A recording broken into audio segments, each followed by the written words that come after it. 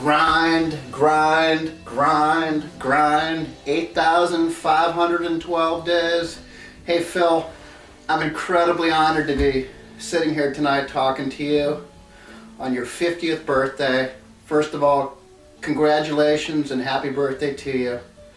23 years ago, 8,512 days in Fish's Grind, 10/7/1990 at Club Benet in Sayreville, New Jersey. What an incredible night. It's one of my fondest memories of 298 Fish shows that I've seen. That is right up there as one of my fondest memories for a lot of reasons.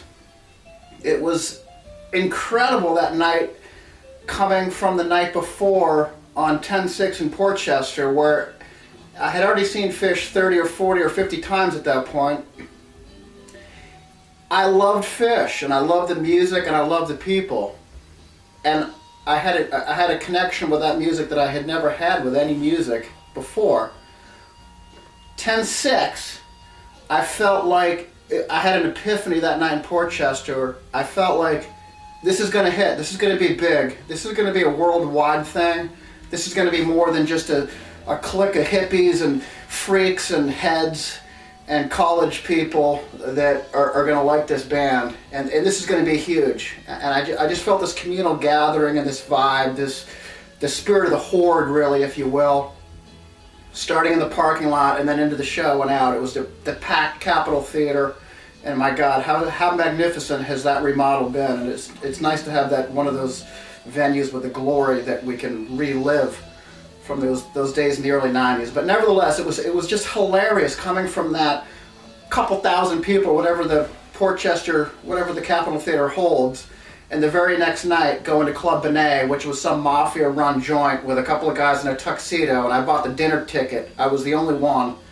Had dinner as part of my my admission price, and there was 27 people there. You being one of them. And we had a great time that night. It's a memory that I'll never forget, that show, and hanging out during the show and at set break and talking to Mike and all the antics that went on that night, if you can remember all of them.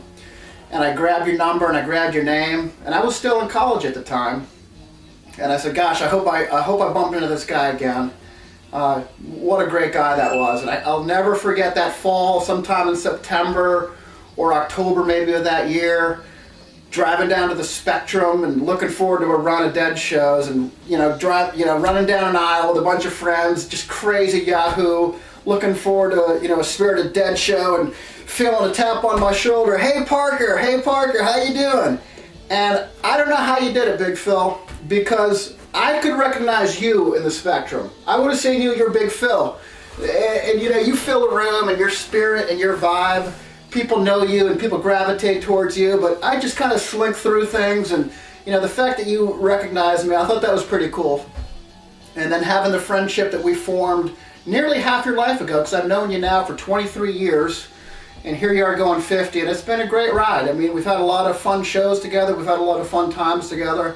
I loved hanging out at your place in Philly, and I moved to Philly in 1991 in the fall, a year or so after I met you, not really knowing anybody, and having you there and feeling like I had someone looking out for me was awesome. It was a great feeling every show I came out of, whether it be Jerry Garcia Band or The Dead or Fish, and knowing that Big Phil was there, you feel like everything was going to be all right. And Phil, you're one of those types of guys that there's people all over the country. There's people in so many different circles, so many different influences that you have that feel like you're one of their best friends, and you're really lucky that you have so many people that care about you and love you, and like I said earlier, that you can fill a room with your spirit and your smile.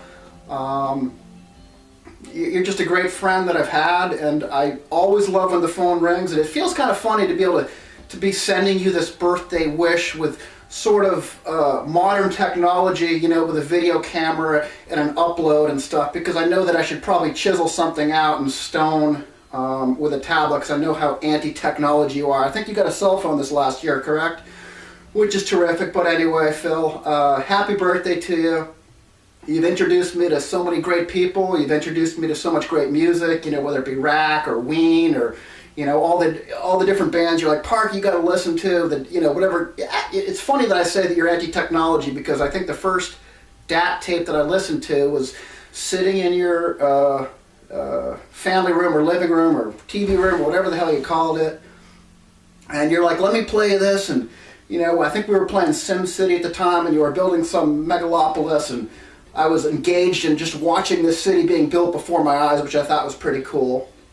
I mean, you introduced me to SimCity and The Simpsons and so many different things, but so that was just one of them. And, you popped on Slave to the Traffic Light from Wheeler Opera House and whatever the date was there. And, having gone through cassette tape listening for 5 or 6 or 7 years listening to Fish, and all of a sudden having this digital technology, so you introduced me to that too, which was pretty cool. So, and I ran out and on my $9 an hour salary ponied up $1,100 for a DAT tape deck, and then realized, well, I can't copy any of them, I need to buy a second one. So you put me in a debt back then, which was fantastic, but it was a good investment. It's been a lot of great times. I loved, I was only in Philadelphia for a couple of years briefly, but it was nice having a great friend there. I loved my trips through KYW, TV at late night, when the news was coming on, and man, cool as a cucumber you were, just running your dials, running the, making sure the upstream or whatever the hell you did was going out, and everyone was getting their news, and I'm just sitting there like, this guy's like running the news. I mean, I thought that was the coolest thing in the world. So tons of great times, tons of great experiences. I wish you all the best for the next 50 years. It's incredible to me to think back how quickly this time has flown. When I met you, like I said, I'm still a goofy college kid, just happy-go-lucky, carefree, don't give a shit about anything. And here I am with my son upstairs going to college next year, so it's come full circle. We've got kids now. It's been a long ride, but it seems like just yesterday that I met you, Phil. I love you. I should say that, I'd love to say that you're the big brother I never had, but I have a big brother, so you're another big brother that I have. And I'm fortunate for that. I'm lucky for that. I look forward to a lot of other great times and experiences with you. And have a happy, healthy birthday to you, your family, and all your friends and loved ones that are gathered. I love you, Big Phil, and happy 50th. Rock on.